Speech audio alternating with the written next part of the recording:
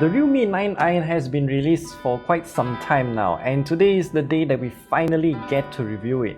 Now, this is a rather decent phone actually, but it's still a very simple one, so let's go through what this phone has to offer at this price point.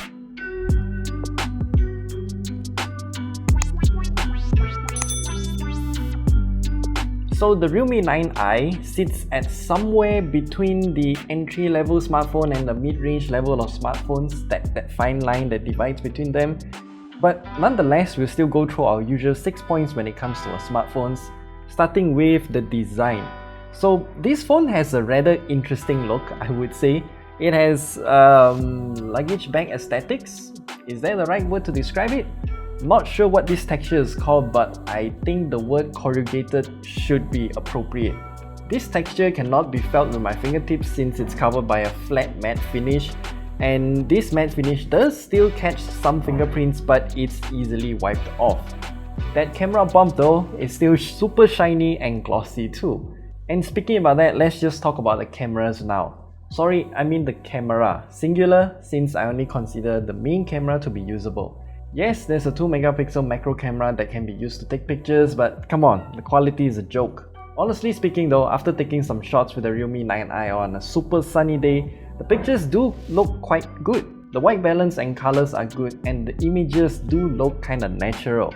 I also took some pictures indoors, and unfortunately the focusing seems to be a little bit off, as it is focused at the back instead of the front.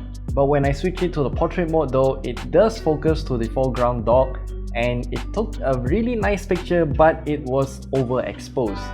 And then I took a night shot, and it's obvious that Realme applied some exposure balancing algorithm here.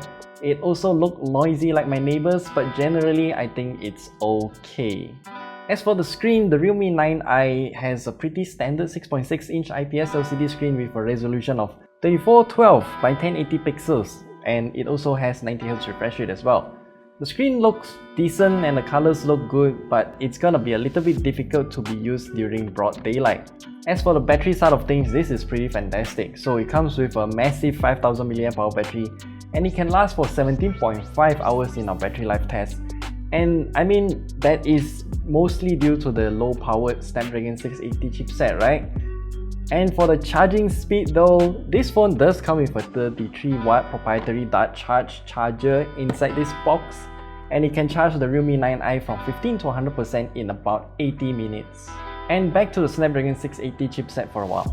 That chip, like what we mentioned earlier, is low powered. Like what we showed in our gaming test of the Realme 9i, there are definitely stutters here and there while playing Genshin Impact at the lowest graphical settings, but it runs other less intensive games like PUBG New State, COD Mobile and Mobile Legends just fine.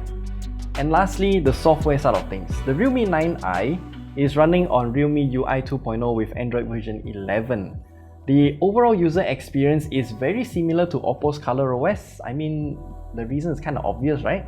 I honestly do not have any major complaints regarding the software and its user experience. The settings menu is clean and there's no annoying pop-ups or timers like its prominent competitor, and I have not encountered any bugs too, so that's excellent. Granted, there are still quite a lot of bloatware apps that we need to uninstall on our own. So all in all, for the price of 869 ringgit for the Realme 9i, it's a rather decent phone overall, and some might say it's a bit more expensive than its competitors, but I'd argue that the Realme 9i is actually a well-balanced phone in all of our 6 aspects that we have touched in today's review video for the Realme 9i. The software experience is important, and yeah, the Realme UI 2.0 is actually decent. So yeah, that's all we have to share with you today about the Realme 9i. If you have any questions, do leave them down in the comment section below, and we'll try to answer them whenever we can. And yeah, goodbye.